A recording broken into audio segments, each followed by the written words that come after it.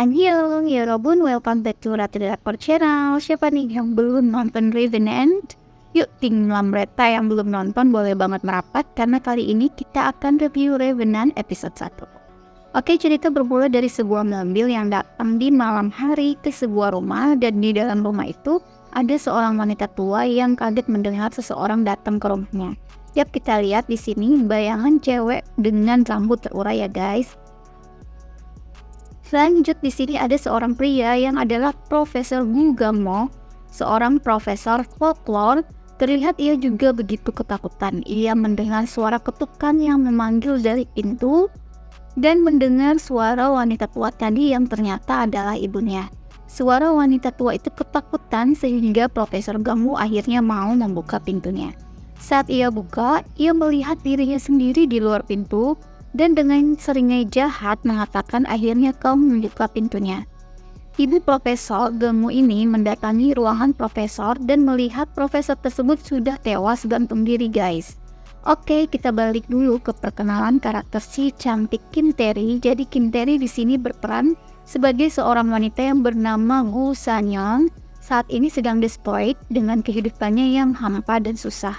Ia berniat mau menjatuhkan dirinya ke sungai. Kemudian tak jauh dari sana seorang pria yang juga seorang profesor folklore bernama Yum Hae-sang. Ia bisa merasakan seseorang yang akan bunuh diri, lalu mencoba mencegahnya, tapi sayangnya terlanjur seseorang telah melemparkan dirinya di sungai. Sementara Sanyong sendiri akhirnya tidak jadi melompat karena tiba-tiba pandangannya menjadi kabur seketika. Lalu Sanyong mendapat pesan dari ibunya kalau orang yang menipu mereka sudah tertangkap. Sanyong pun menemui ibunya di kantor polisi, tapi sayangnya uang mereka itu tidak bisa kembali lagi. Kemudian kita balik lagi ke Profesor Hae-sang. Ia melihat di sini ada surat untuknya dari Profesor Gugamo yang berisi, jika ia mati tolong selamatkan putrinya yang bernama Gu San-young.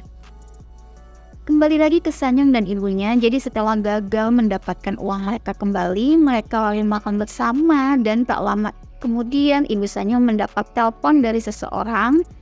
Kemudian ibunya mengajak Sanyong ke satu tempat. Lalu di bus ia membicarakan ayah Sanyong. Jadi Sanyong hanya sekilas saja mengingatnya. Lalu kemudian ibunya mengatakan kalau ayahnya itu sebenarnya tidak meninggal. Mereka hanya bercerai ketika Sanyong masih kecil. Sanyong kemudian tentu saja kaget ya, dan ibunya bilang kalau sekarang ayah Sanyong sudah benar-benar meninggal. Setelah memberi penghormatan terakhir di rumah mendiang Profesor Fugahal, lalu ibu Profesor Gamu ini minta waktu untuk berbicara dengan Sanyong. Sanyong penasaran menanyakan apa yang terjadi pada ayahnya sampai bunuh diri. Tapi si nenek tidak menjawabnya, lalu tak lama ia memberikan sebuah kotak yang diwariskan ayahnya untuk Sanyong, yaitu berupa hiasan kepala. Dan sesaat Sanyong ingin melihat seorang gadis kecil yang menggunakannya, dan desis suara seorang wanita yang mengatakan dia mengambilnya. Ibu Sanyong yang tahu ya kalau Sanyong ini mendapat sesuatu, kemudian dia marah besar dan histeris, lalu minta Sanyong ini tidak membawa apapun dari rumah ayahnya. Sanyong menurut setelah melihat ibunya yang kalut. Kemudian saat menurunnya tangga keluar dari rumah ayahnya, Profesor Hae-sang ini kaget melihat Sanyong. Lalu Sanyong juga bertanya apakah pria ini mengenalnya. Profesor Hae-sang menanyakan apakah benar dia bernama Gu San-young, putri Profesor Gugamo. Sanyong kemudian mengiyakan, tapi kemudian tak lama profesor ini melihat bayangan Gu San-young adalah bayangan rambut hitam. Profesor kemudian pulang ke rumahnya setelah melayat, lalu kembali melihat bagaimana Profesor Gugamo ini meminta tolong padanya untuk menolong putrinya. Dan harinya Sanyong waktu untuk mengantar makanan di sebuah lokasi, dan tak lama Profesor Hae-sang juga tiba di tempat itu. Mereka bertemu kembali, lalu Profesor Hae-sang menanyakan kenapa ibu Sanyong belum menghubunginya juga. Dan ia melihat bayangan rambut terurai Sanyong semakin membesar.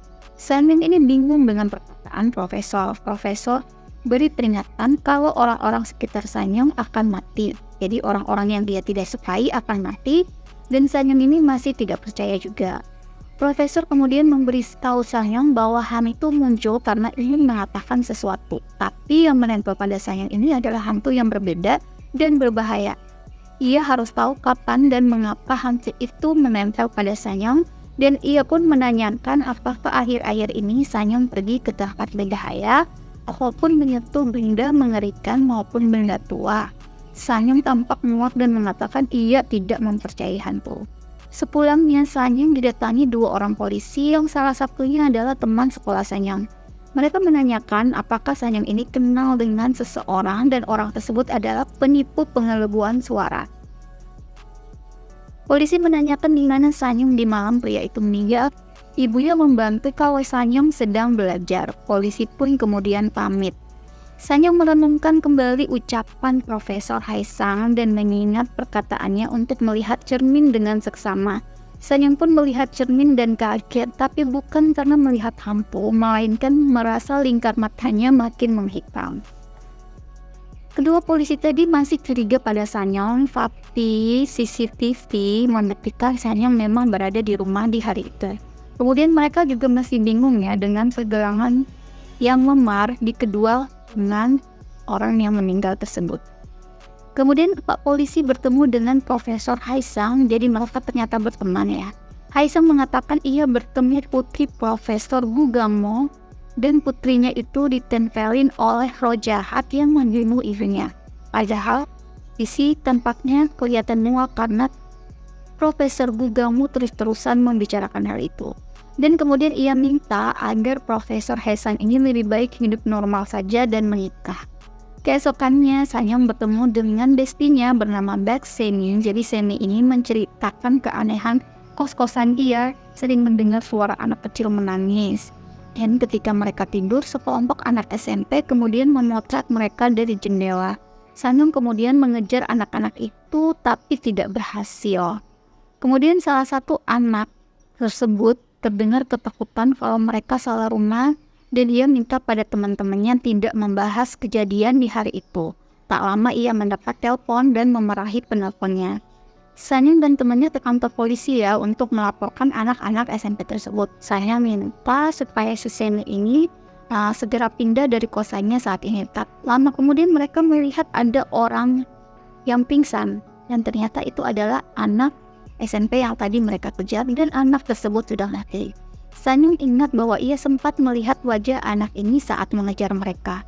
Sanyong pun hanya bisa terdiam dan tampaknya memikirkan perkataan Profesor Haesang bahwa orang-orang yang ia tidak sukai akan mati. Keesokan harinya Profesor Haesang sedang mengajar dan di luar ada Sanyong yang sedang menunggunya. Sanyong pun bertanya tentang perkataan Profesor Haesang. Profesor menanyakan apa yang terjadi.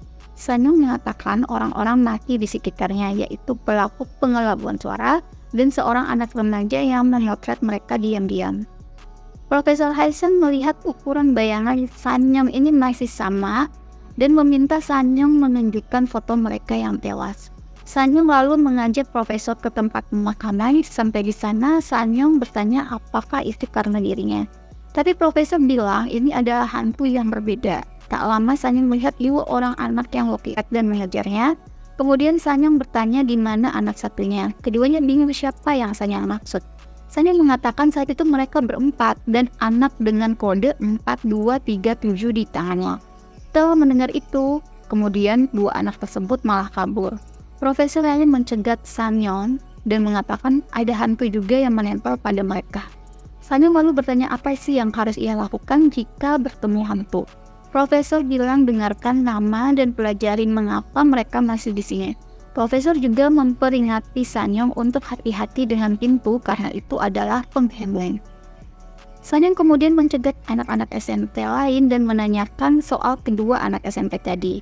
Sementara Profesor Haesang menyelidiki dengan menemui Pak Polisi dan mencari tahu kasus dari anak SMP yang bunuh diri jatuh dari atap karena ternyata ia dibully. Sementara Sanyong sudah mendapat info soal anak-anak SMP tadi dan sedang mencari rumah mereka. Lalu tak lama ia bertemu salah satunya.